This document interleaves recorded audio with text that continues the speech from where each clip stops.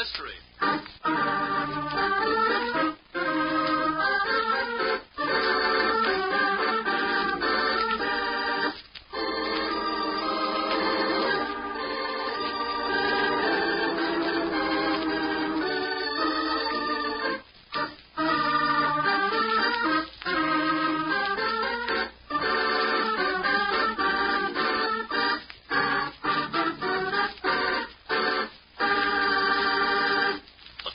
Circuits are humming with calls radiating out from FBI headquarters in Chicago to agents in the West.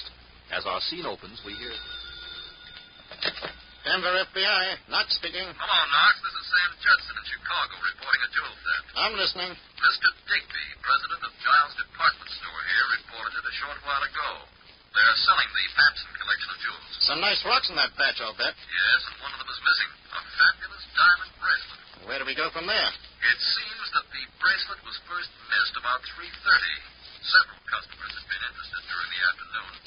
One man in particular stands out in the clerk's mind. Well, what's his description? About 50, gray hair, bushy eyebrows, and penetrating brown eyes.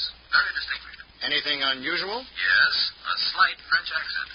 Well, where does the Denver Bureau fit into the puzzle? Maybe it doesn't, but the chief wants all the westbound trains checked to see if we can locate the Frenchman.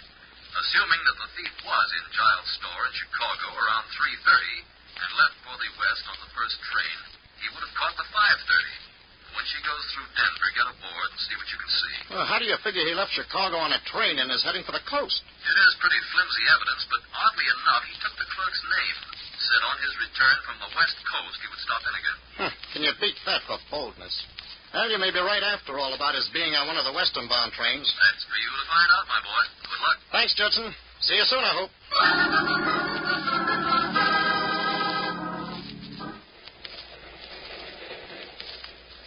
I beg your pardon, but haven't I seen you somewhere before? I believe it not, monsieur. Funny, though. I thought I might have seen you in Chicago. I have never been there myself.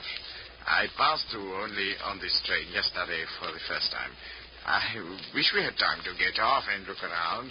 Oh, you're traveling with someone else, huh? Oh, yes, my wife, Madame Bedeau, and I left New York together several days ago. Where you bound?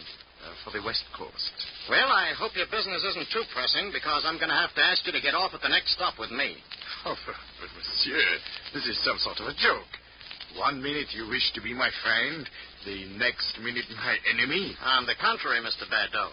I'm an agent of the FBI, and your description fits perfectly the case I'm working on. The mistake in your alibi also fits.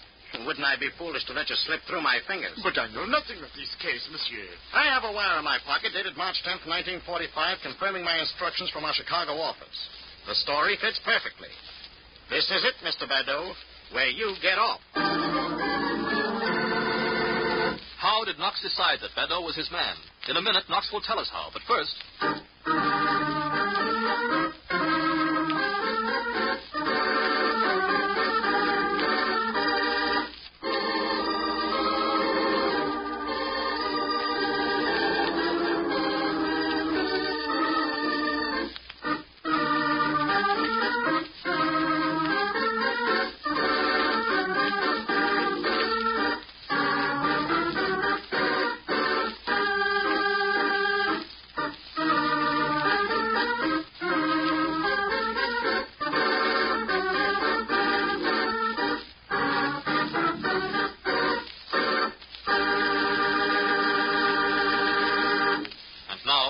solution of our story.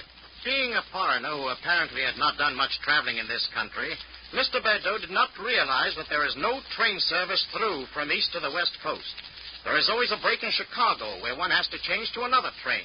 So when Mr. Badeau declared he had not been off the train and had come through from New York, I was pretty convinced that he was my man. And as it turned out, I was right.